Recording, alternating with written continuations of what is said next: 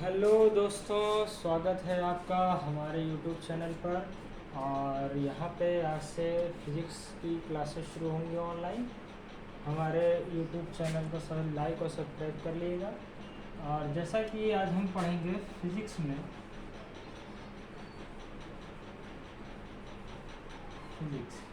Physics में आज हम टॉपिक पढ़ेंगे इलेक्ट्रोस्टैटिक। क्या पढ़ेंगे? Chapter 1 electrostatic. तो इलेक्ट्रोस्टैटिक होता क्या है? सबसे पहले ये बात समझेंगे। तो इलेक्ट्रोस्टैटिक क्या होता है, यानी ऐसा चार्ज जो स्टैटिक हो। स्टैटिक का मतलब क्या होता है? स्टैटिक का मतलब होता है जो एक जगह स्थिर रहे। ठीक है, तो स्टैटिक का मतलब क्या होता है? जो एक जगह स्थिर रहे। तो सबसे पहले हम जैसे बात करेंगे फ्रिक्शनल चार्ज। इसकी बात करेंगे फ्रिक्शनल चार्ज। तो फ्रिक्शनल चार्ज क्या होता है, इसको भी हम लोग डिस्कस करेंगे। फ्रिक्शनल चार्ज तो हम लोग डेली अपने लाइफ में देखते हैं। क्या देखते हैं कि हम जब छोटे थे तो एक एक्सपेरिमेंट करते थे कि कोई भी ऑब्जेक्ट लेते थे और जैसे स्केल लेते थे तो स्केल को बालों में रगड़ते थे और कागज़ के छोटे छोटे टुकड़े होते थे। कागज़ के क्या होते थे? छोटे छोटे टुकड़े होते थे। जब हम स्केल को रगड़ते थे तो इसमें प्लस चार्ज डेवलप होता था, ठीक, और इसमें माइनस चार्ज। इससे क्या होता था? इनके बीच क्या होता था? एट्रैक्शन होता था। क्या होता था? एट्रैक्शन। तो एट्रैक्शन की वजह से क्या होते थे कि कागज़ के जो टुकड़े हैं वो क्या होते थे? आपस में अटैच हो जाते थे, यानी आपस में कनेक्ट हो जाते थे, यानी एट्रैक्शन हो जाता था। ठीक है, तो क्या कह सकते हैं कि जो इसमें चार्ज जम जाता था यानी रुक जाता था, उसी चार्ज को हम क्या बोलते थे? Static charge. क्या बोलते हैं? Static charge.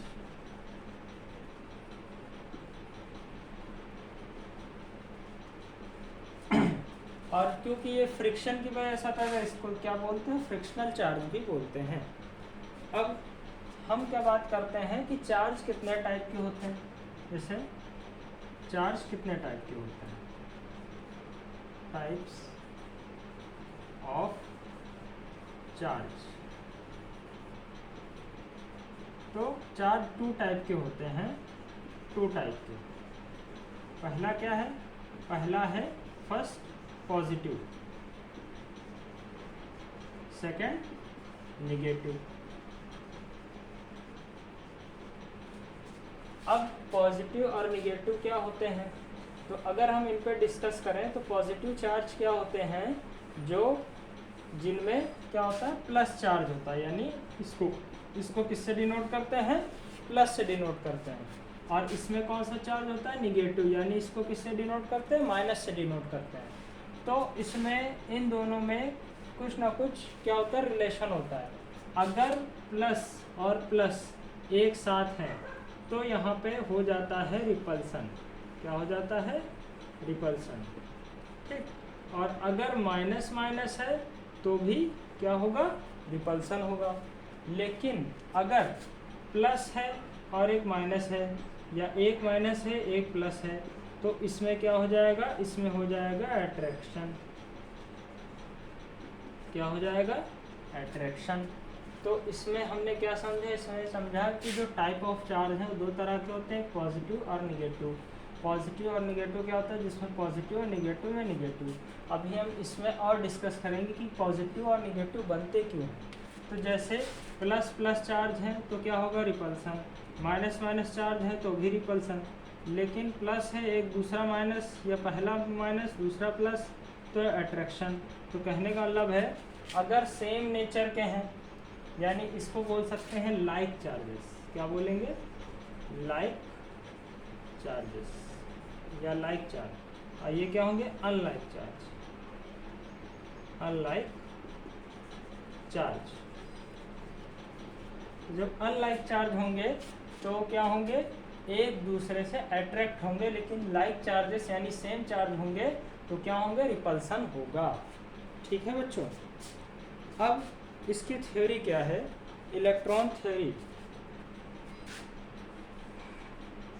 Electron theory of electrification. ठीक, क्या होगा, इलेक्ट्रिफिकेशन, इलेक्ट्रिफिकेशन।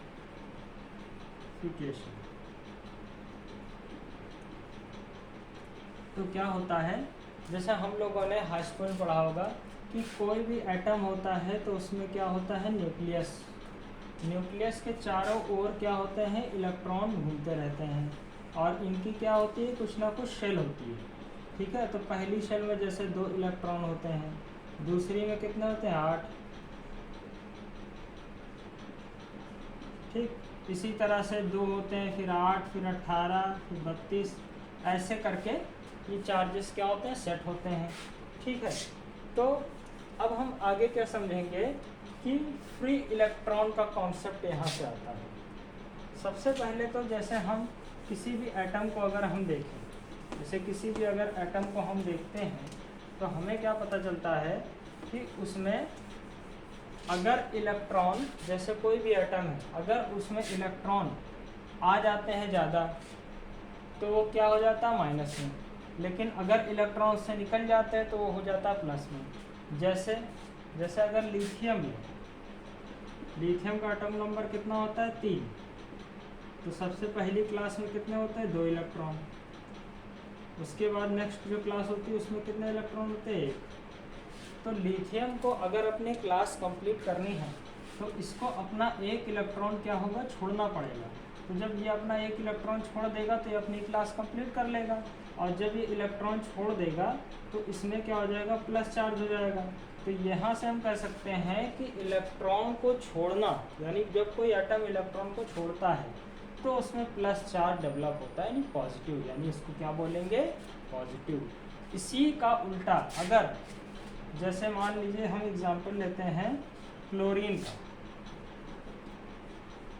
का, अब क्लोरीन की जो पहली क्लास होती है उसमें 2 इलेक्ट्रॉन, दूसरी में 8 इलेक्ट्रॉन होते हैं यहाँ चारों तरफ, और थर्ड में 7 इलेक्ट्रॉन होते हैं। लेकिन अगर कोई भी एटम है तो उसको अपनी शेल अगर कंप्लीट करनी है तो क्या होगा, जैसे यहाँ पे 7 इलेक्ट्रॉन है तो इसको अपनी क्लास पूरी करने के लिए या तो ये 7 इलेक्ट्रॉन हटा दे, छोड़ दे, जो कि पॉसिबल नहीं है क्योंकि इतने ज़्यादा इलेक्ट्रॉन एटम से निकल नहीं पाएंगे।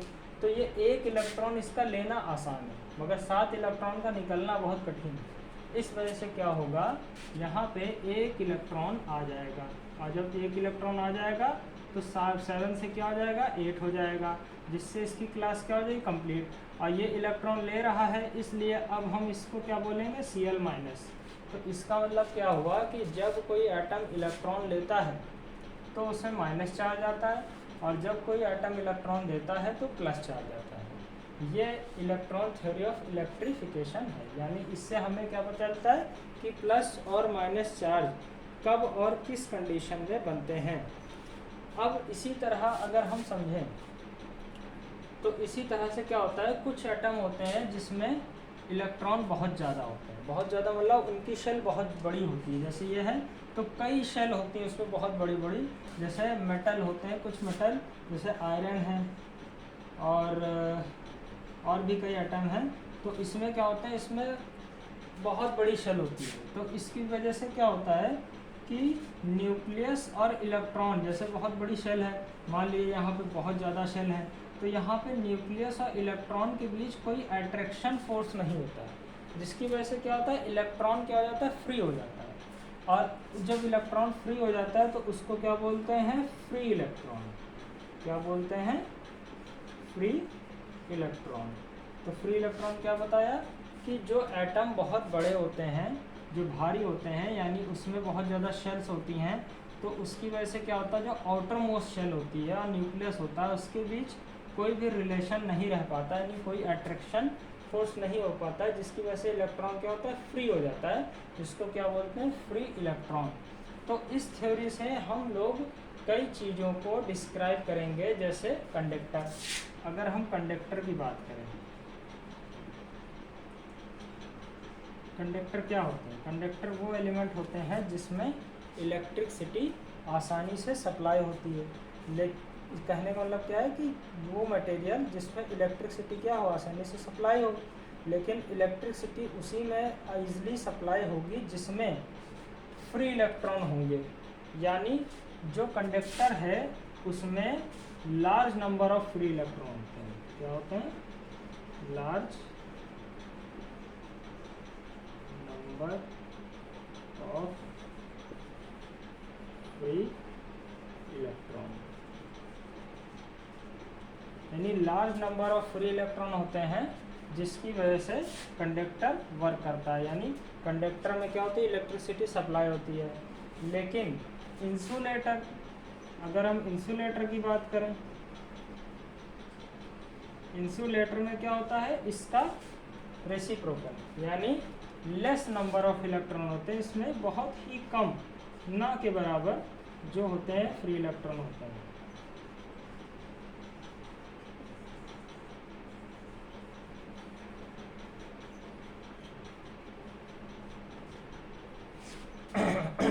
तो इंसुलेटर क्या होता है, जिसमें लेस नंबर्स ऑफ इलेक्ट्रॉन होते हैं। तो इससे हमें क्या पता चलता है कि कंडक्टर और इंसुलेटर में क्या डिफरेंस है। जैसे इंसुलेटर कह सकते हैं लाइक वुड में अगर हम लोग लकड़ी में देखें तो उसमें लेस नंबर ऑफ इलेक्ट्रॉन होते हैं, लेकिन अगर उसी लकड़ी को हम गीला कर दें तो गीला करने से क्या होगा, उसमें फ्री इलेक्ट्रॉन क्या होंगे, बढ़ जाएंगे, जिसकी वजह से क्या होगा, वो भी एक कंडक्टर की तरह काम करने लगेगा, यानी उसमें भी इलेक्ट्रिसिटी फ्लो होने लगेगी। तो इतना हमने समझा। अब हम आगे बढ़ते हैं, चार्ज और चार्ज की यूनिट के बारे में बात करते हैं। तो हमने क्या समझा, हमने समझा कि इलेक्ट्रॉन थ्योरी क्या है और इलेक्ट्रॉन थ्योरी में क्या क्या चीज़ें होती हैं। अगर किसी में इलेक्ट्रॉन दे रहा है तो पॉजिटिव चार्ज होगा, इलेक्ट्रॉन एटम में ले रहा है तो निगेटिव चार्ज होगा। और जब न्यूक्लियस और इलेक्ट्रॉन यानी शेल में, जो आउटर मोस्ट शेल है और न्यूक्लियस में कोई रिलेशन नहीं होता, यानी अगर उसमें अट्रैक्शन नहीं हो रहा है, बहुत डिस्टेंस पे है, तो उसमें फ्री इलेक्ट्रॉन डेवलप हो जाते हैं, जिसकी वजह से कंडक्टर और इंसुलेटर मटेरियल में वर्क करते हैं। अब हम बात करते हैं कूलाम की योग, चार्ज की यूनिट की। तो चार्ज की जो यूनिट क्या होती है, अब हम इसको समझेंगे। यानी कह सकते हैं कि जो चार्ज है वो एक तरह से इलेक्ट्रॉन का क्या है, ट्रांसफ़र है, यानी इलेक्ट्रॉन का ट्रांसफ़र कैसे हो रहा है हमें ये पता चलता है। अब जैसे यूनिट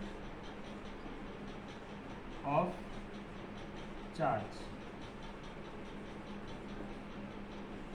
तो चार्ज की यूनिट क्या होती है, कूलम। इसको डिनोट करते हैं किससे, सी से, और इसकी यूनिट क्या होती है, कूलम। ठीक, तो अगर हम देखें तो हमें क्या पता चलता है, हमें क्या पता चलता है कि हम यहाँ पे देखते हैं, एक मिनट, इसको लिख दी COULM। तो हमें क्या पता चलता है कि अब ये यूनिट क्या होगी, कूलम। अब अगर हम आगे देखें तो यूनिट ऑफ चार्ज क्या होती है, C यानी कूलम। अब अगर हम आगे देखें तो जैसे अगर हम इसकी यूनिट निकालें तो I इज इक्वल टू क्या होता है, Q/T। I is equal to क्या होता है, Q/T। तो Q इज इक्वल टू क्या होगा, Q इज इक्वल टू होगा IT। तो IT का मतलब I यानी करंट। तो करंट की इसमें हम निकाल रहे हैं डायमेंशन। क्या निकाल रहे हैं, डायमेंशन। तो डायमेंशन में हम क्या निकाल रहे हैं, चार्ज की डायमेंशन। तो Q इक्वल टू क्या हो गया, IT। तो I की डायमेंशन हो गई A और T की हो गई टाइम। तो इसकी डायमेंशन क्या होती है, AT। क्या होती है डायमेंशन, AT। ठीक है। तो अब हमें इतना पता चलता है कि I इक्वल टू क्या होता है, Q/T, और Q इक्वल टू क्या होता है, IT। जहाँ Q बराबर क्या हो गया, I क्या है, करंट, I क्या है, करंट, T क्या है, टाइम। तो यानी चार्ज इक्वल टू क्या हो गया, इलेक्ट्रिक करंट इनटू टाइम। ठीक है, तो अगर हम यहाँ से क्या निकाल सकते हैं, चार्ज। अब अगर हम आगे देखें तो हमें ये पता चलता है कि एक इलेक्ट्रॉन, यानी एक इलेक्ट्रॉन जो होता है उस पर कितना चार्ज होता है, -1.6 इंटू 10⁻⁻19 कूलम। कितना चार्ज होता है एक इलेक्ट्रॉन में, -1.6 इंटू 10⁻⁻19 कूलम। अब आते हैं quantization of charge. Quantization of charge. सबसे पहले क्वांटाइजेशन क्या होता है, क्वांटाइजेशन का मतलब होता है गुणांक, यानी मल्टीपल। क्या होता है, मल्टीपल। तो मल्टीपल में क्या होता है, जैसे कोई नंबर किसी चीज़ का मल्टीपल है, तो मल्टीपल में हम क्या कर सकते हैं कि जैसे 4 है तो 4 2 का मल्टीपल है, 8 है तो 8 2 का मल्टीपल है, 10 है तो 10 2 का मल्टीपल है। उसी तरह से क्वांटाइजेशन ऑफ चार्ज में क्या कहते हैं कि अगर कोई भी चार्ज है, यानी कोई भी चार्ज है, कोई चार्ज की वैल्यू है, तो वो हमेशा इलेक्ट्रॉन, यानी ये जो ई है इसका मल्टीपल होगा। यानी अगर कोई टोटल चार्ज कुछ भी निकाल रहे हैं तो वो हमेशा NE होगा, यानी इसका मल्टीपल होगा। कैसे, जैसे मान लीजिए कि कोई ऑब्जेक्ट है, मान लिया कि यहाँ A है और यहाँ B है। अब यहाँ से कुछ इलेक्ट्रॉन जाएंगे, तो कुछ इलेक्ट्रॉन में कितने जाएंगे, 2 जाएंगे, 4 जाएंगे, 10 जाएंगे, 20 जाएंगे, तो कुछ नंबर्स ऑफ इलेक्ट्रॉन जाएंगे। उसको हमने क्या मान लिया, मान लो 10 इलेक्ट्रॉन जाएंगे, तो इसका जो टोटल चार्ज होगा वो क्या हो जाएगा, 10E। अब इसी तरह अगर हम मान लें कि N इलेक्ट्रॉन जाएंगे तो क्या हो जाएगा, NE। ठीक है बच्चों, तो हम क्या कहेंगे कि क्वांटाइजेशन ऑफ चार्ज क्या है, जो E की वैल्यू जो होती है इलेक्ट्रॉन का चार्ज, उसका जो मल्टीपल कुछ भी होगा वो क्वांटाइजेशन ऑफ चार्ज होगा। तो क्वांटाइजेशन में N होता है क्या, नेचुरल नंबर। क्या होता है, नेचुरल नंबर, यानी ये नंबर कभी भी ऐसे नहीं होगा, गलत हो जाएगा। यानी हम इसको ऐसे नहीं लिख सकते, हमेशा 2 3 4 5 1 3 कुछ भी हो जाएगा, नेचुरल नंबर ही रहेगा। अपॉन में, पॉइंट में ऐसा कोई भी नंबर नहीं आएगा।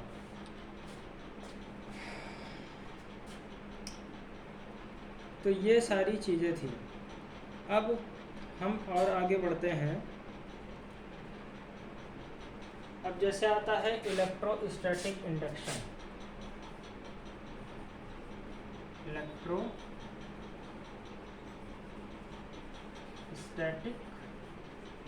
इंडक्शन, जैसे इंडक्शन का मतलब क्या होता है, अगर हम इंडक्शन का मतलब समझना है तो इंडक्शन का मतलब क्या होता है, इंडक्शन का मतलब होता है कि ऐसा प्रोसेस जिसमें हम क्या करें, उसमें जैसे कोई बॉडी है, बिना उसमें अगर कोई चार्ज ना हो और उसमें हम चार्ज डेवलप कर रहे हैं, तो उसको कहते हैं इंड्यूस्ड करना। इंड्यूस्ड का मतलब क्या होता है कि किसी चीज़ को डेवलप करना। ठीक है, तो जैसे मान लिया कि कोई ऑब्जेक्ट है, ये कोई ऑब्जेक्ट है, ठीक, और हमने इसको चार्ज दिया, हमने इसको किसी बॉडी से कुछ चार्ज दिया, तो अब यहाँ पे मान लो यहाँ प्लस चार्ज थी, ठीक। अब यहाँ से प्लस चार्ज, यहाँ से इलेक्ट्रॉन जाएंगे और ये इलेक्ट्रॉन लेगा, जब इलेक्ट्रॉन लेगा तो यहाँ पे कौन सा चार्ज हो जाएगा, माइनस। ठीक है, कौन सा चार्ज हो जाएगा, माइनस। ठीक, अब यहाँ से माइनस जाएंगे, तो यहाँ से माइनस जाएंगे तो इधर की तरफ जाएंगे, तो इधर की तरफ जाएंगे तो क्या होगा, यहाँ से देखो, यहाँ से इलेक्ट्रॉन गए, यहाँ पे अट्रैक्शन क्या खींचा, अब यहाँ से आगे भी तो ट्रांसफ़र होंगे, आगे जब ट्रांसफ़र होंगे तो यहाँ से भी हो सकता है अपने आप चार्ज क्या हो जाएगा, डेवलप हो जाएगा। क्यों डेवलप हो जाएगा, ताकि यहाँ पे चार्ज क्या हो सके, थोड़ी देर रुक सके। ठीक है, तो इसको क्या बोलेंगे, इलेक्ट्रोस्टैटिक इंडक्शन।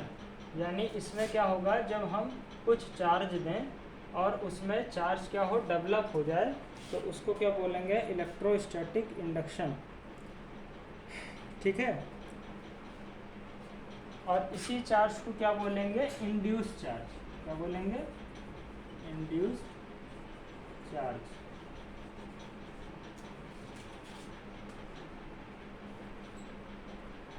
तो ये चीज़ें हमें पता चलती हैं। अब इसके आगे हम अपनी नेक्स्ट क्लास शुरू करेंगे। तो आज के लिए इतना ही रखते हैं, कल से हम कूलम लॉ से स्टार्ट करेंगे। Thank you.